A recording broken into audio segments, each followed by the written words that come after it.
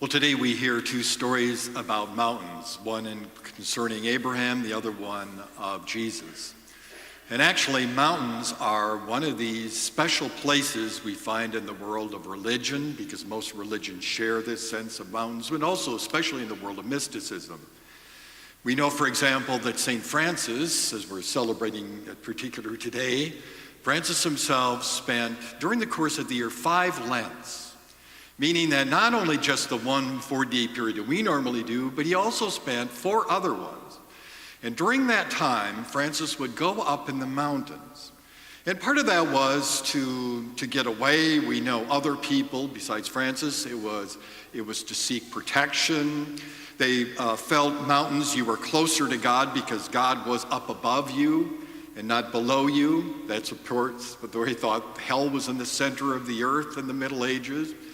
But it was really about going up and getting perspective, because when you're in a mountain, if you've experienced that, especially for us Minnesotans, we know that because if you've ever been to Buck Hill, that is our mountain of mountains. And I pass by there every day, and I think, being up there in that mountain, being so high up there, we must go to Colorado and so forth to do that. But it's really about perspective. And it's really about perspective of hope. Because I think today's liturgy is all about hope. My question here is, why would they put this story of the Transfiguration on the second Sunday of Easter? Why don't they have a little further down? Well, I think it's probably people had this experience early on in the church celebration, probably in the early Middle Ages, or they recognized, we started at Ash Wednesday. We're already now in the second week, and we're probably already, with all those great intentions, probably not quite doing those things that we set out to do, right?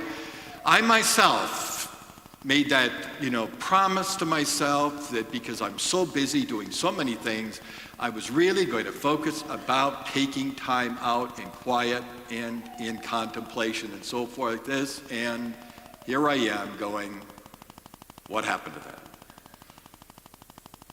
And it's really about this sense here of, in terms of this element of hope, that in this context it gives us pause to reflect upon not only what we believe, because what was manifested to them was the mystery of the resurrection we believe, but it also gave them hope to go forward in the sense of we've got a number of weeks to go before we get to the celebration of Easter.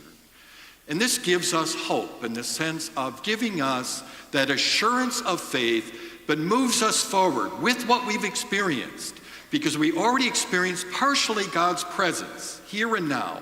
And that's what we should be doing in terms of when we do these acts of penance. When we talk about taking time for prayer, when we give alms, when we during fasting, all of those things are supposed to be manifesting somehow or another that hope to us of God's presence here in our midst, so that when we come to Easter, we can celebrate the great feast of Easter. But today we celebrate this profession. And it's really about how each one of us who claim ourselves to be Franciscans, and we're in a Franciscan parish, and so you're all part of this, that we claim that one of the reasons why we're in this tradition of reading Francis, of Clare, of Angela Foligno, of Bonaventure, our patron here, of John Duns Scotus, of Bernardine of Siena, all of these different people that we have had there. When we read those people and get in touch with those people in this living tradition, it gives us hope. It gives us hope that we have, as they were given hope in their own experience, so we're also given hope to move forward. Because there are rough times ahead, and this is why we believe in that gospel. This story is told because these disciples don't quite know what's ahead in the sense of what is going to happen to Jesus during Palm Sunday leading to Good Friday.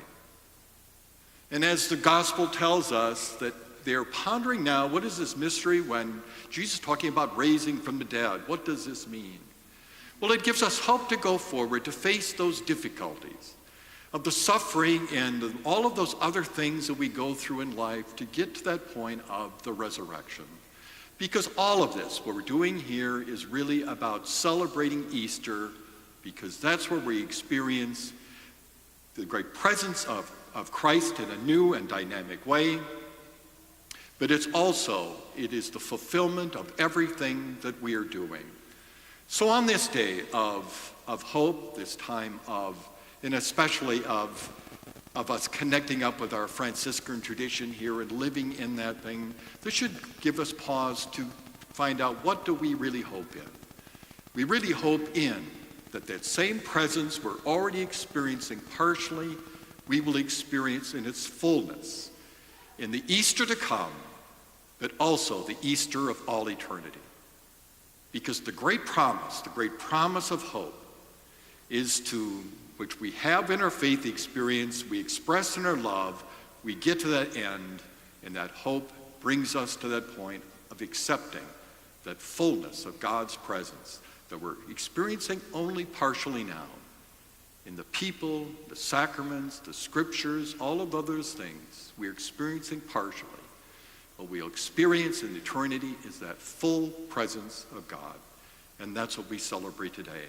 So let us take that as a sign of hope, that we can lean back on our faith of our Christian tradition, of that belief in the resurrection, go forth in showing that in love, but above all, of recognizing everything that matters here is simply basking in God's presence. We have a touch of it now, partially, but we will have the fullness when we get to that eternal Easter of everlasting life.